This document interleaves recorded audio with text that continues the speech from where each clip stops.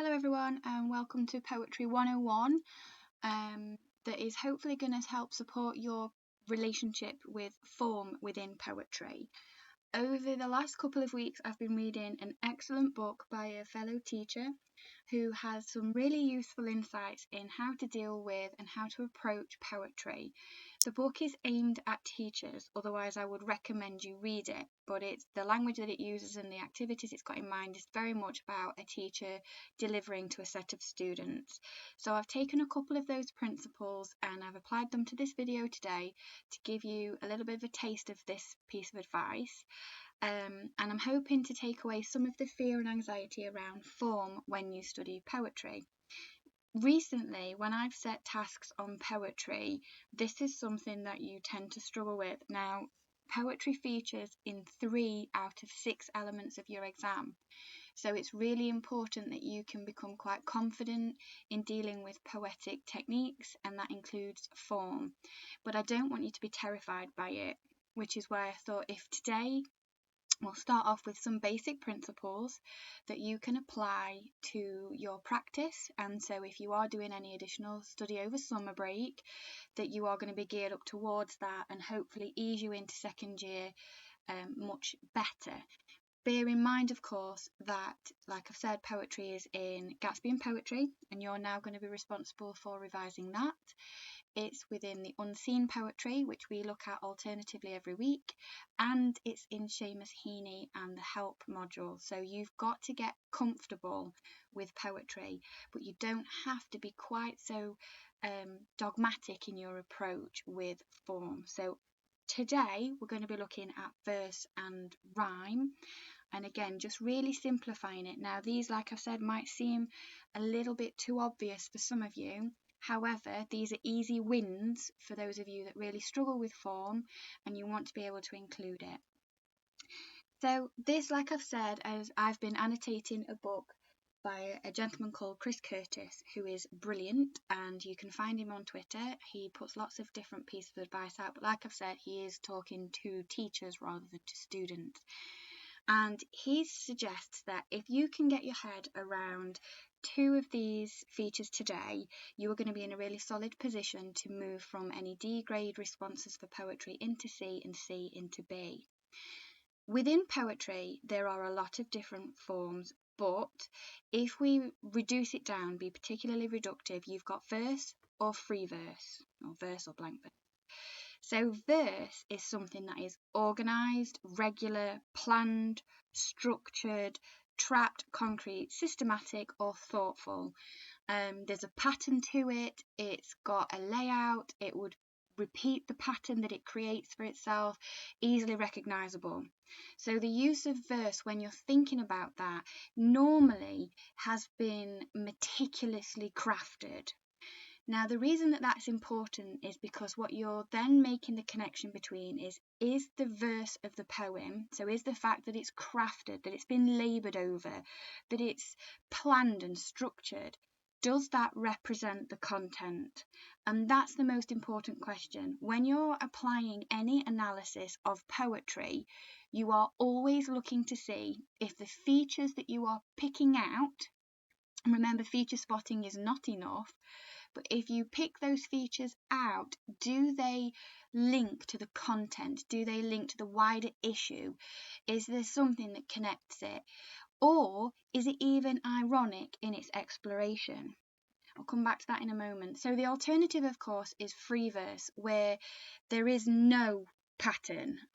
So there's no rhyming scheme. It's irregular, disorganized, spontaneous, unrestricted, unsystematic, thoughtless, seemingly random. And again, the question that you're looking to answer there is, does the use of free verse represent, does it become symbolic to the meaning of the poem itself? So if you take, and this is what I was saying to you before, if you take the example of a sonnet, which is very structured, so you've got sestet, octet, volta normally, if you start to think about that structure, Could you talk about the way that the love being described in Sonnet 116, for example, is structured, is planned, is methodical, is contained? Because if you were able to do that, you would then start to say that it should be. So this love that Shakespeare is referring to should be structured, it should be guaranteed. He's talking about love as an ever fixed mark. So it should have this pattern, it should be.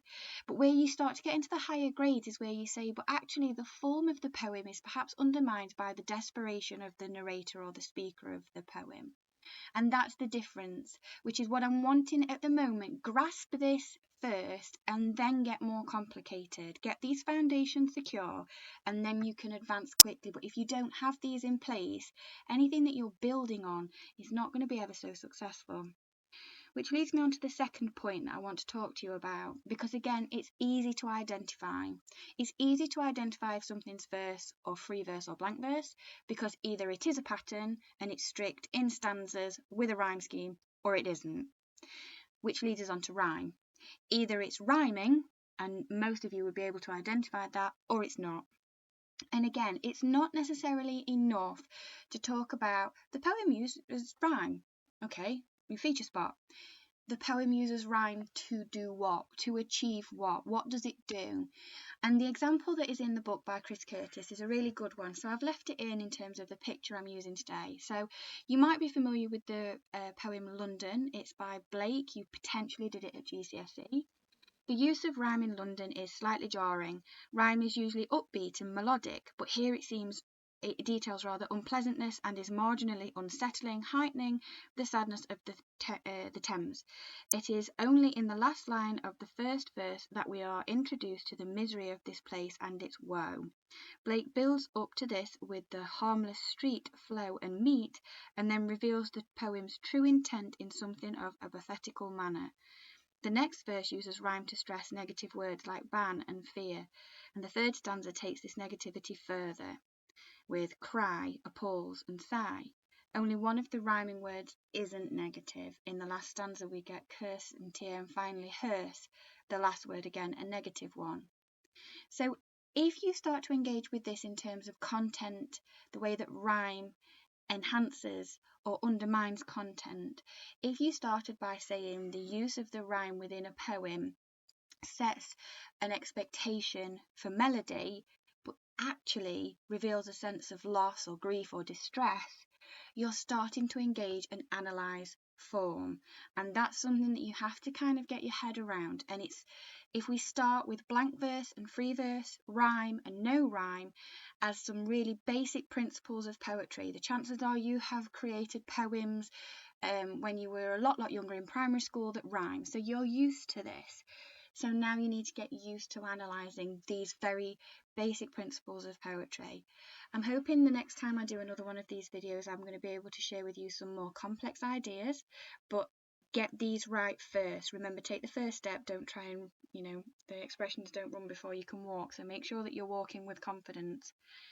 One of the things, though, that I've shared on your team's posts is, and I appreciate how tiny this is, but is the clip or the website that looks at all the different forms. Now, these are the 15 basic forms that you can find. So again, you've got blank verse, rhymed poetry, free verse, epics, narrative poems, haikus, pastoral, sonnets, elegies, odes, limericks, lyric, ballads, soliloquies, and villanelles. To be fair, again, I wouldn't expect you to know all of those. You wouldn't need to know all of those. I don't think I've ever seen a haiku on an exam paper. But if you're going to get comfortable with some of these, make sure the thing that you're doing is connecting the type of poem it is to its bigger theme. If you can list all of these different types of poems and you can identify them, that's fine. But if you're not going to analyse them, if you're not going to make the connection to the thematic ideas or bigger theme or feelings of the author, then you're really not going to get anything more than being generous to C, and we obviously are pushing for so much more. I hope this has been useful. Like I said, I wanted to keep it nice and short, and then I will share with you another one looking at other features of poetry so that you can have these as a bank of resources to help your revision.